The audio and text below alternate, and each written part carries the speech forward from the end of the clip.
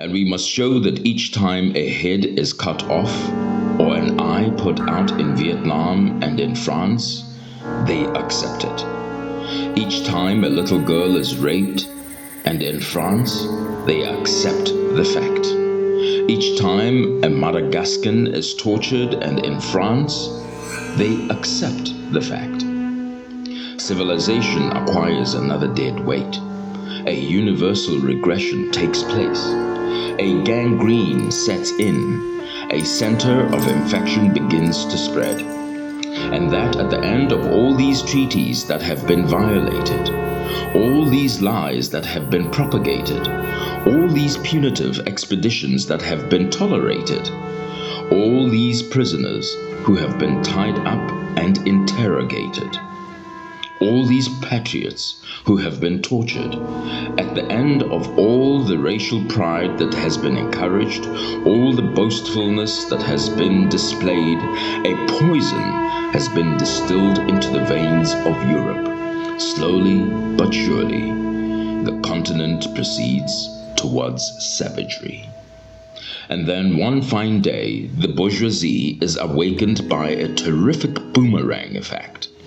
The Gestapos are busy, the prisons fill up. The torturers standing around the racks invent, refine, discuss. People are surprised. They become indignant. They say, "How strange. But never mind, it's Nazism. It will pass." And they wait, and they hope, and they hide the truth from themselves, that it is barbarism. The supreme barbarism, the crowning barbarism that sums up all the daily barbarisms. That is Nazism. Yes, but that before they were its victims, they were its accomplices. That they tolerated the Nazism before it was inflicted on them. That they absolved it, shut their eyes to it, legitimized it, because until then it had been applied to non-European peoples. That they have cultivated that Nazism, that they are responsible for it, and that before engulfing the whole edifice of Western Christian civilization in its reddened waters, it oozes, seeps, and trickles from every crack. Those were the words of Aimé Césaire in his major text about the rise of fascism in Europe. It was 80 years ago, 1941. There was a walk by the Absalon Baths in Martinique. The tropical rainforest hugging the therapeutic baths was the setting for an afternoon amble between spirits that were beginning to find how kindred they were. Aimé and Suzanne Césaire, their friend René Ménil, were leading André Breton, Jacqueline Lamba, André Masson, and this is unclear, the communist writer Ana Seguez, and most importantly, the Cuban-born painter Wilfredo Lam, who were left behind by Victor Serge and Claude Lévi-Strauss. The voices of negritude, surrealism, Afrocubism, Realism, Social and Socialist, Anarchism, Communism. Spent some time talking unablässig Trümmer aus Trümmerhäusern und sie ihm was the last ship from Marseille to the Americas möchte wohl verweilen, die Toten wecken und das Zerschlagene zusammenfügen. Aber ein Sturm weht vom Paradiese her, der sich in seinen Flügeln verfangen hat und so stark ist, dass der Engel sie nicht mehr schließen kann. Dieser Sturm treibt ihn unaufhaltsam in die Zukunft, der er den Rücken kehrt, während der Trümmerhaufen vor ihm zum Himmel wächst. Das, was wir den Fortschritt nennen, ist dieser Sturm.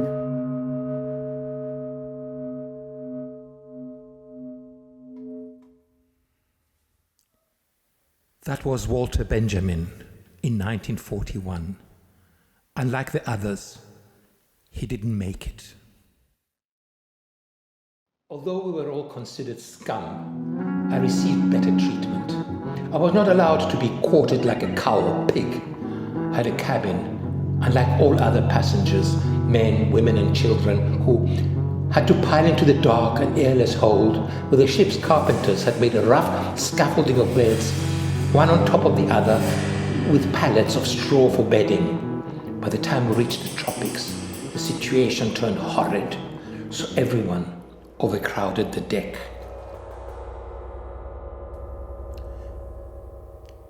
That was from the diary of Levi Strauss. The following is from the diary of Victor Serge.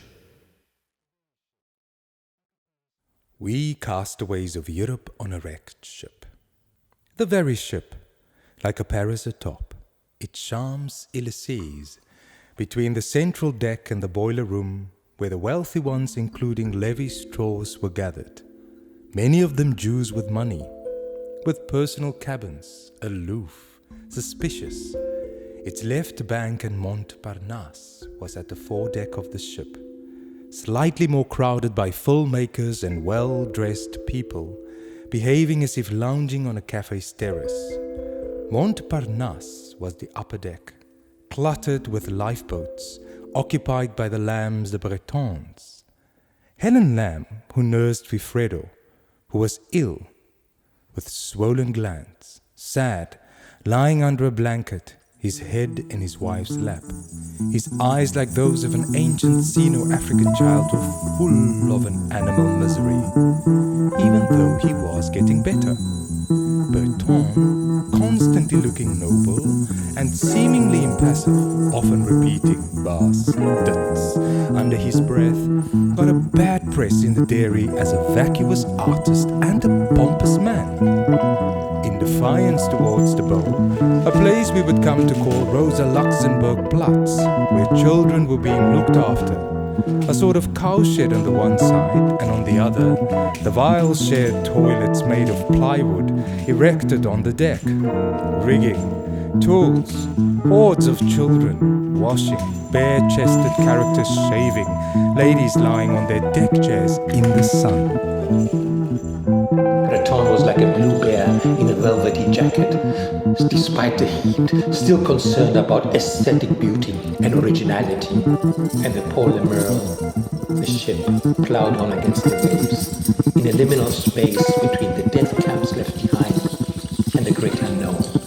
In the end, once that speck in the distance received a nod as Martinique, little did they know that, again, in the words of Levi Strauss, the ship was to be remembered as an Eden in comparison to the humiliations that awaited on the island, which was 100% Nazified. Fascism, with its military, as if in cerebral derangement in their abuse, humanity was breeding such situations as a sick body breeds pus.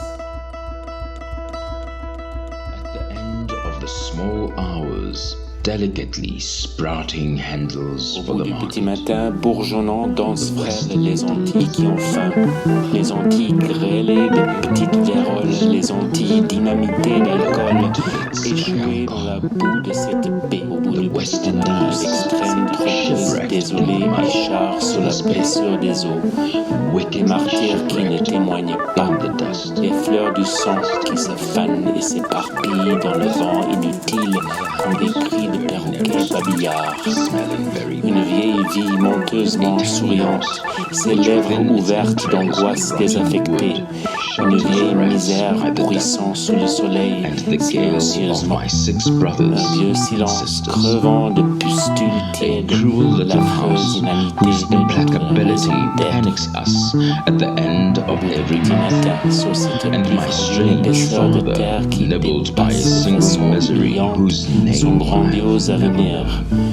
my father, Quand éclateront, an l'eau unpredictable nue witch portera les taches mûres du soleil et il ne restera sera plus qu'un bouillonnement tiède picoré d'oiseaux marins. La plage des songes et l'insensé réveil. Whose feet daily and Au bout du petit matin, cette ville plate, étalée, trébuchée de son bon sens, inerte, essoufflée sous son fardeau géométrique de croix, éternellement recommençante, indoucie à son sort, muette, contrariée de toute façon, incapable de croître selon le sucre de cette terre, embarrassée, rognée, réduite en rupture de faune et de flore. Au bout du petit matin, cette ville plate, étalée. Et dans cette ville inerte, cette foule criarde, si étonnamment passée à côté de son cri, comme cette ville à côté de son mouvement, de son sens, sans inquiétude, à côté de son vrai cri, le seul qu'on eût voulu l'entendre crier parce qu'on le sent tient, lui seul nous perd, parce qu'on le sent habiter en elle, dans quelque refuge profond d'ombre et d'orgueil, dans cette ville, et le toit aminci, rapiécé de morceaux de bidons de pétrole, et ça fait des marais de rouillure dans la pâte grise sordide, empuantie de la paille. Et quand le vent siffle, ces disparates font bizarre le bruit, comme un crépitement de friture d'abord, puis comme un tison que l'on plonge dans l'eau avec la fumée des brindilles qui s'envolent. Et les litres de planche, d'où s'est levée ma race, tout entière ma race de ce lit de planche, de ce pâte caisse de kérosine, comme s'il avait l'éléphantiasis le lit de sa peau de capri, de ses feuilles de banane séchées et ses haillons. As frenetic blood rolls on the slow current of the eye, I want to roll words like maddened horses, like new children, like clotted milk, like curfew, like traces of a temple, like precious stones buried deep enough to daunt all miners. The man who couldn't understand me couldn't understand the roaring of a black sand such as you never saw. The sea scum slides over it, yelping, and the sea hits hard at this beach like a boxer. Oh brother, the sea is a great dog, licking and biting the shins of the beach, and in the end, the biting dog will surely devour this beach and fly years to it. La plage où j'aurai la force de la mordre, elle finira par la dévorer, bien sûr, la plage et la rupaille avec.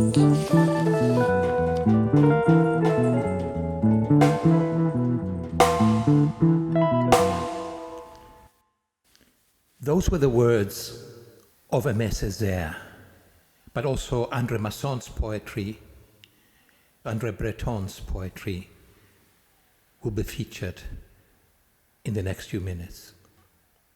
Disemboweled earth's arborescent fur, fan of desire, surge of sap, yes, a wheel of heavy leaves in fruity air. Ask the sensitive mimosa tree, it will answer no. But in the heart of the vaginal shade, red rains, carnal flower of the canna, blood congealed in its flashy flower. Spermatic lava nourished you. Grinding common glass as a fiery hand made it shimmer with living mother of pearl.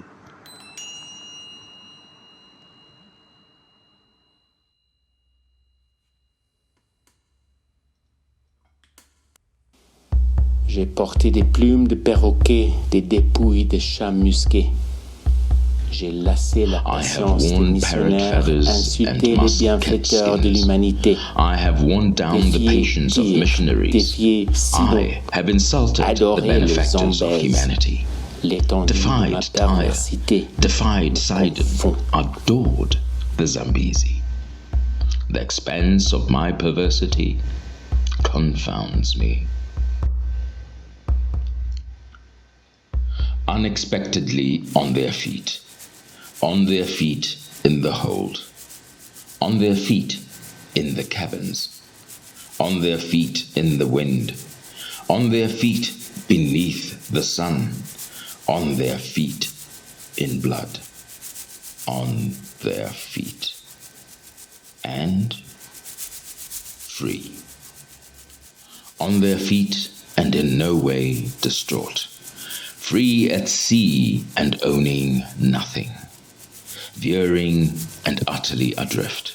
Surprisingly, on their feet. On their feet in the rigging. On their feet at the helm. On their feet at the campus. On their feet before the map. On their feet beneath the stars. On their feet. And the cleansed ship advances fearless upon the caving waters.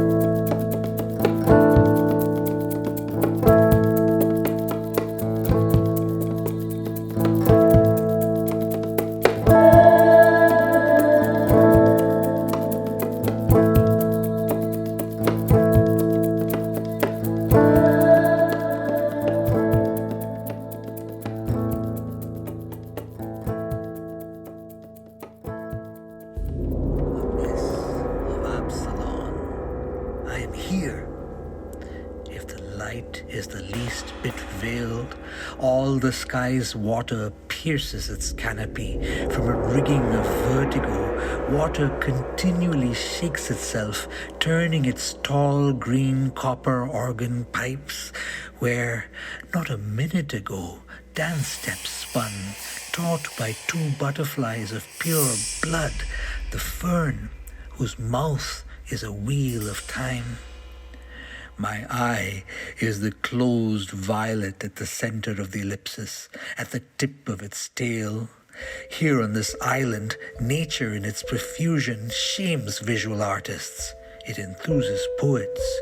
We are one with these layered trees, bearing in the elbows of their branches miniature swamps with parasitic vegetation grafted to their supporting trunk, rising, falling back down, active, passive, festooned from top to bottom with pseudomorphosis dreams.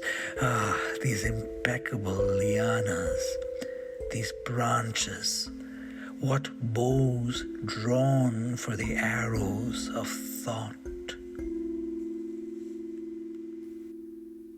These are the words of Suzanne Césaire or Suzanne Roussy.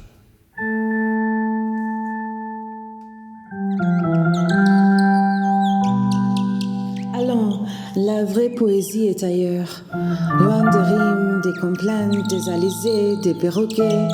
Bambou, nous décrétons la mort de la littérature du doudou. Et zut à l'hibiscus, à la frangipane, au bougainvillier. La poésie martiniquaise sera cannibale ou ne sera pas. To hell with hibiscus, frangipani and bougainvillea. Come on now. Real poetry lies elsewhere. We have too soon forgotten the slave ships and the sufferings of our slave forebears. Here, forgetfulness is tantamount to cowardice. Tout en suivant la démarche naturelle de toute émotion humaine, sa naissance, son exaltation et son déclin, sauve en quelque sorte la dignité de l'homme en dominant cette émotion. the true La and belle real musique poem, which est le shows us signe the de la human possession terror, de in soi. despair, and in horror even, must pull us out of these hells and lead us to mysterious beaches of consolation. It is there, on those coastlines, that a liberated, dazzling, and pleasing image of beauty will be found. Cependant, les That is balisiers at the same d'Absalom time saignent sur precisely les the most gouffres unexpected, et la the beauté most du upsetting of paysage sensations. tropical monte à la Their tête des colonial poètes qui idiocies passent. will be purified, À not travers by the les réseaux luminescence of a can of mouvants flour, des palmes, but by the ils scars voient left l'incendie of antillais reconstruction, brûler sur rowdy la Caraïbe, qui est une tranquille mer de lave. Ici, la vie s'allume à un feu végétal. Ici, sur cette terre chaude qui garde vivant les espèces géologiques, la plante fixe, passion et sang, dans son architecture. Quel est le rôle de la poésie primitive? Comme la musique, elle nous aide à nous dépasser nous-mêmes, et elle va plus loin encore. Elle nous aide les liens dans lancer de vertiges près d'un monde nouveau. Le vrai poème qui nous montre l'homme dans la terreur, dans le désespoir et même l'horreur doit nous saisir hors de ces enfers et nous conduire aux mystérieuses plages de la consolation. La douleur exprimée et dominée. Les mots assemblés suivant le rythme ont vaincu le malheur.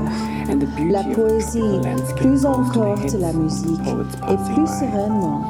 Across the swaying latticed networks of the palms, they can see the Antillean C'est ainsi que conflagration l'incendie rolling de la across the Caribbean. Caraïbe souffle That is ses the tranquil vapeurs sea of silencieuses, flowers. aveuglantes pour les seuls yeux qui savent voir, et soudain se ternissent les bleus des mornes haïtiennes, des baies martiniquaises.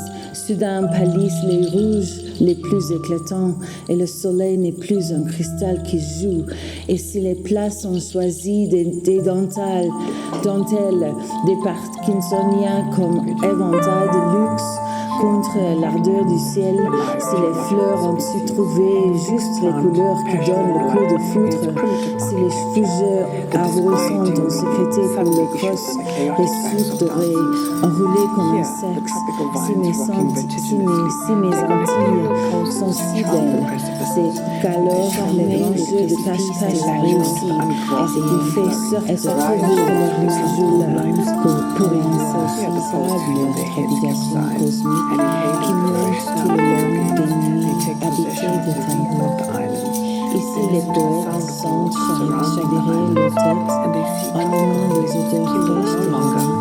Ils s'emparent de la gerbe des îles, ils écoutent le bruit de l'eau autour d'elles, ils voient s'aviver les flammes tropicales non plus au balisier, au charbonnier, au hibiscus, au bougainvillier, au flamboyant, mais au fin, aux peurs, aux haines, à la férocité qui brûle. Africa is no longer a black heart scratched at by the diamond of misfortune. Our Africa is a hand free of the cestus. It is a right hand, palm forward, the fingers held tight. It is a swollen hand, a wounded, open hand, extended to all hands, brown, yellow, white, to all the wounded hands in the world.